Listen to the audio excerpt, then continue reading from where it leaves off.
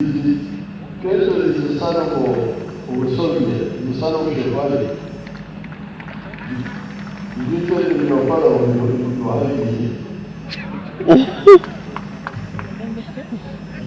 Nzo mutani wa Mujjasi.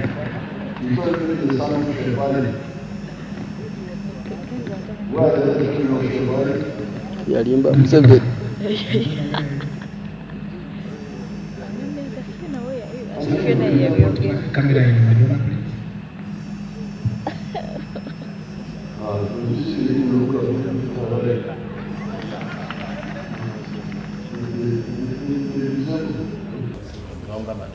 Tushite muzeeyi wo n'amwogerako ekintu kye tubadde tumanyi konsaani eri abantu baga akaana bulijjo ke tumanyi nga wagwani, so tusaba otutangazeemukko mwekyo ekintu.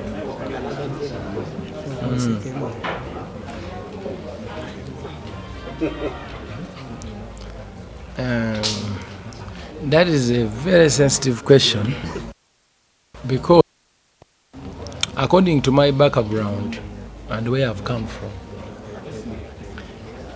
I was born in 90s, you know. According to the people who knew my mother, they told me in 1990 wabiri because omuntu amanyi mama wange nakati Masaka yakyaliyo yali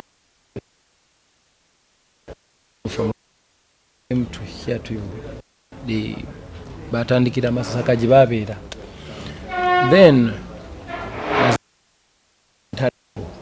nga zakagwa myaka nga ng'ebiri n'etaano bwe batyo. That time been happening iramu.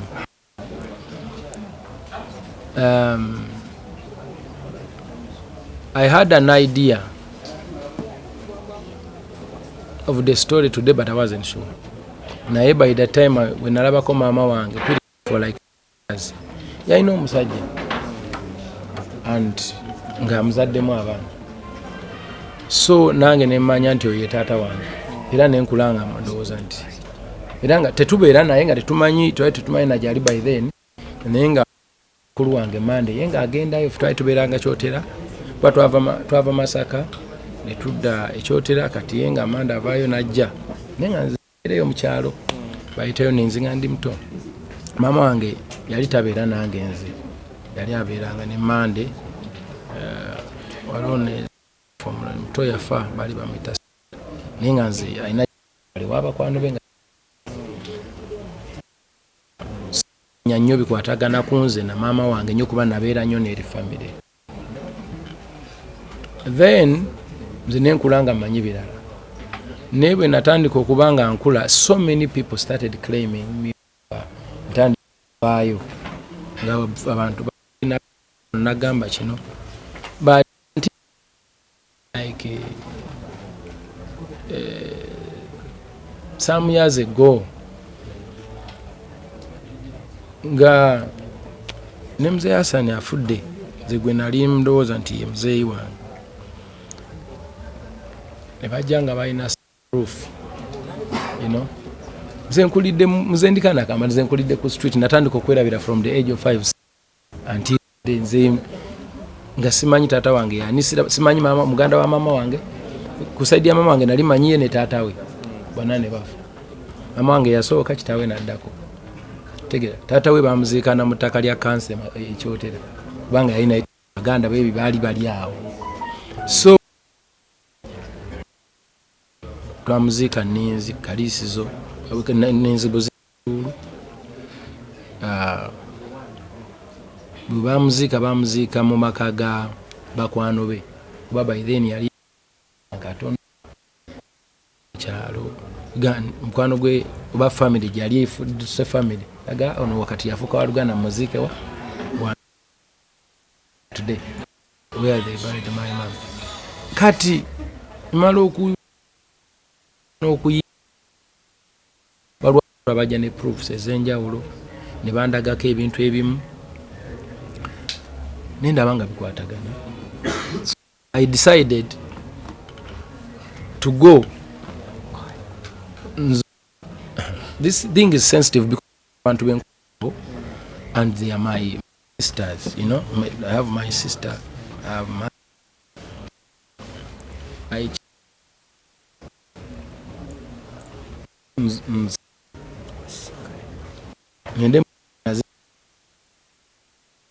to take it to DNA. Took it to Dubai, took it to where, and it came out again. But still, is my father kubanga we share to yazala mama wange abana, so is my father, and when I kula manyi nti yali awo, so is my father. And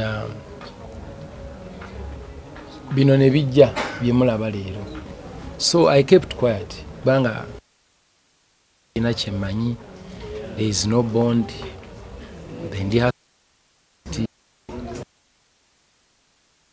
Muganda nze buli kimu ekyange ky'Abaganda kyemanyi, era ne bwe mbanga nyina kayinatuula bwe ntuula n'Omuganda emboozi gye si mu bubi naye kyemanyi kyekindi buli wamu.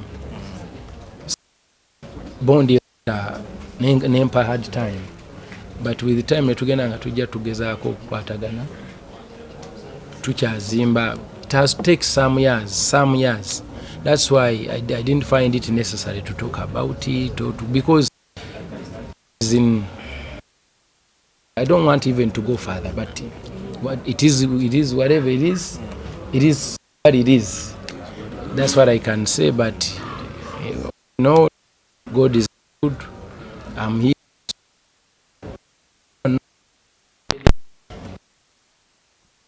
Friends who turned into family. I have fans who turned into family. I have a very, very big, wide family. I've managed to make some money. I went back to Masaka. I bought a big land. I started my own family as the beginning. But today, I'm so grateful that some things are coming out today. And it's always good to have a belonging, but that we shall see. I'm so grateful for everything. And so many questions about that thing. That's what I can say for now, and don't proceed from there. Nga music involved more music, more politics. Netulabanga netugamba, what do we do? You know? Netu coming up with an idea nti twekolemu omulimu.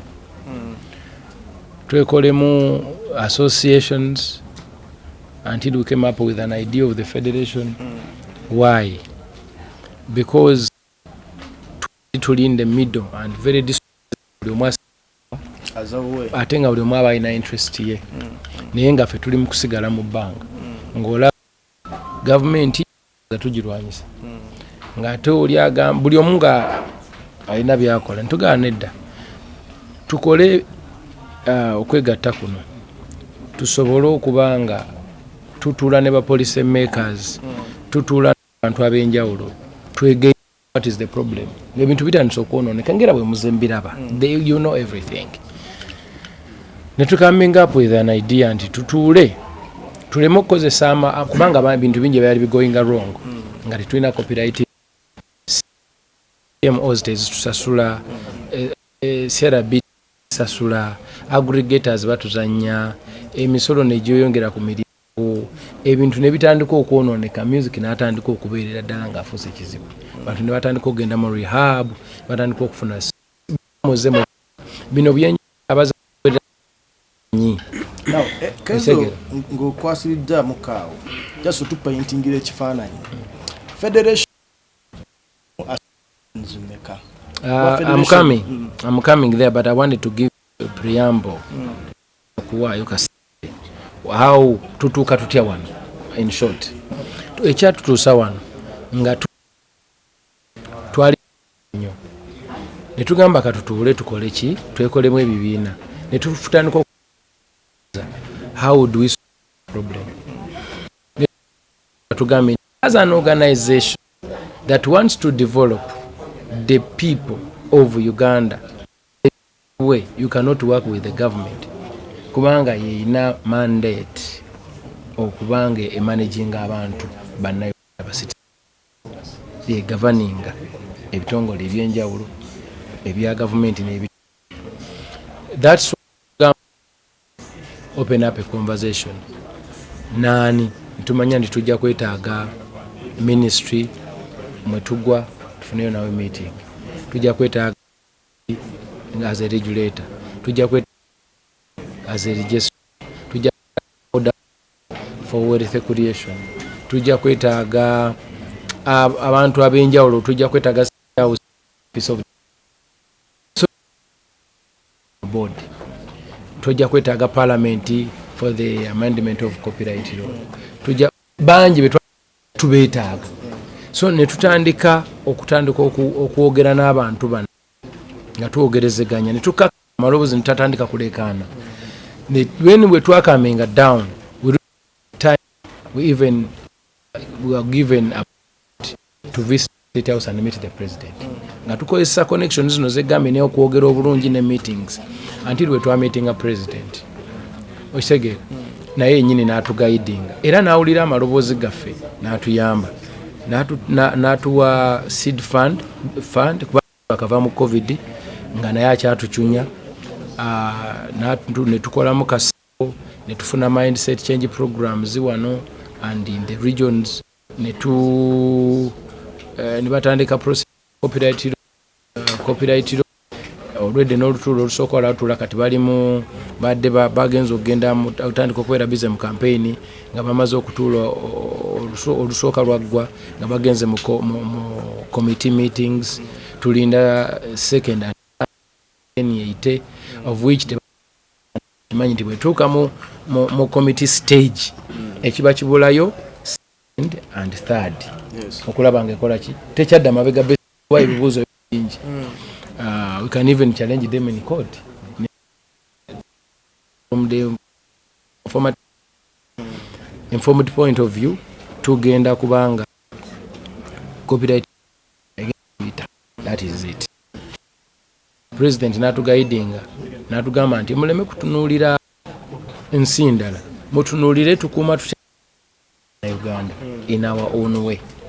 Nde najita senyenge nagamu oteeka otya luyimba lwo natukwasa team ne copyright management system almost kati then you can to what billion ne tuwako 5 ne tuteekako mu Sako wano ne tu opening regional studios ne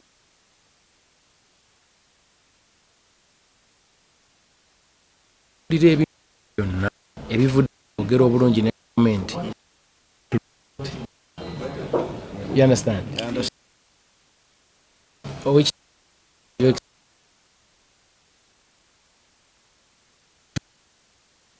tutambula buki wano mu nsi mwe tutambulira okutegera nti omuntu mwa kwe kulaba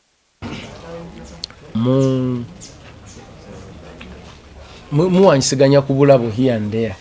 Wakuwadde n'amodize onaalya n'onaalya emmere ekola ki 1 minute onaalya n'onaalya emmere ekola ki emmere egenda.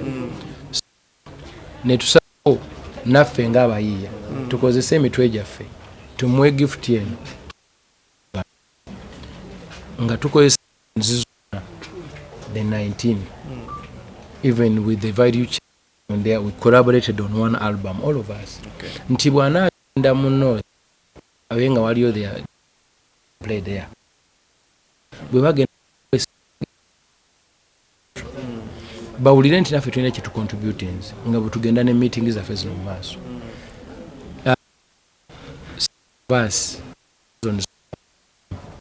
The president. This federation here is not part because abantu nga balina endowooza zaabwe ez'enjawulo and they are okay, they are free. Naye some of us we support him as human and we have the right. You know, we have the right ng'abantu ng'omuntu okuba nti nze ng'era bw'olaba nti Magogo He's a member of parliament, but the president of Yali, and it's not an offense. Okay. So now, and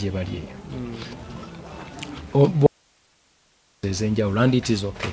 But if some of us, we are good,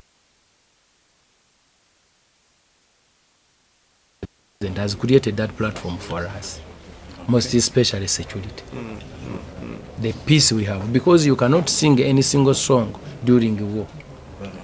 When Mundunge Seka bullets to record a song, you'll be on the run. So we wanted to that for that. You know, some of us, not all of us, those who think that that is good.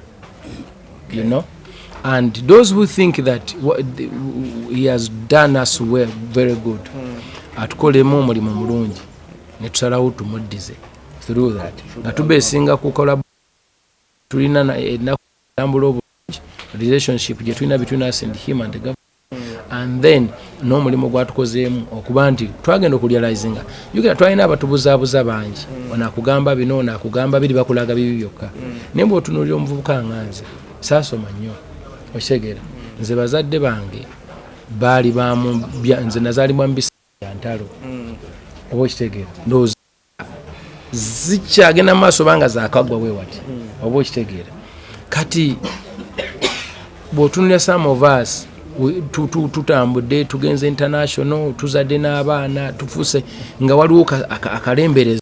We have to appreciate it. Yeah. So ekyo twakikoze lweza ensonga album bagita ensonga yoweri. All of us, the guys of Lango, they have a song on it. The people of Iteso, they have a song on it. The people of Acholi, they have a song on it. The people of West Nkole, they have a song on it. Even the Bachiga, even the Karamajong, even the Sebei, even the people of, as a gift for the campaign, they are to mobilize in the coming election. How many songs are on this album? Around 12 songs. 12 songs on the album. We have around 12 songs, but what we did, because we couldn't do over, like there are 25 associations, plus the Kadongo Kamu, which Tujuranga Special Interest Group. Okay.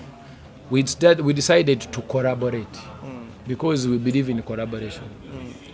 The people of Iteso, they collaborated with the people from West Nile. Yeah.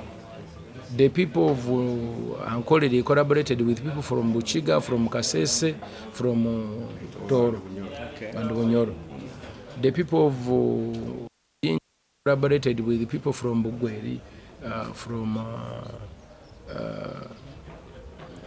Mba, you know. So we collaborated. You can. We are like 4 or 5 on it, you know, for all of us.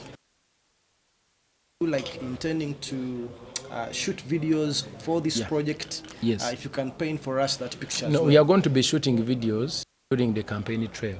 Okay. So we are going to move with Your Excellency the President to support him on the campaigns, and through those performances and all the activities that's going to be happening there, we are going to be recording, and those are we going to use us, and we are going to be shooting. Now, just to set the record straight, the different areas who are featured on this collaborative album, are they going to perform for president? They will perform rally on the rally. They will perform. Now, I don't know whether I can proceed.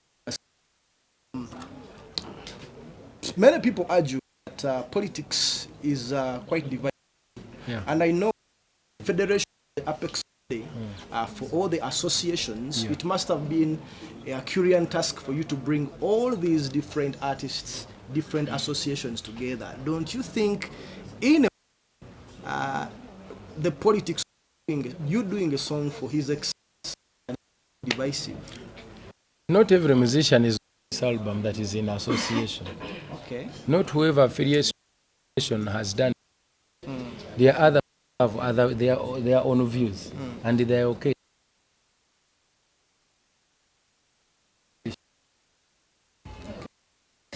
Producers on this project. From the word go, this was producers and Songwriters Association initiative. They are the ones who came here, and then they brought it to us. Most of us, we are producers here. So the moment they brought the idea